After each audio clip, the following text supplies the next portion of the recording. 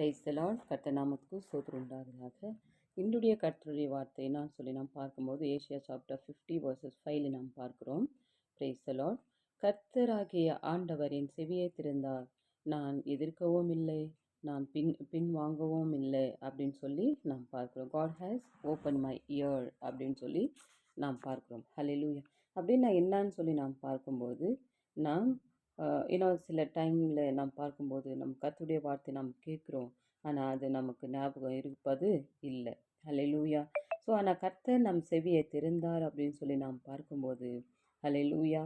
So நமக்கு நம்ம கேட்குற வார்த்தைகள் என்னன்னு சொல்லி நாம் அறியத்தக்கதாக கர்த்தர் நம்மளுடைய செவியை திறந்தார் அப்படி என்பது தான் இன்றைய பலம். ஹல்லேலூயா. ஸோ வேதத்தை வாசிங்கள், கர்த்தர் உண்மையாகவே அதனுடைய மீனிங்ஸ் என்ன அப்படின்னு சொல்லி கர்த்தர் நமக்கு அறிவிக்கிற தேவனாக இருக்கிறார்.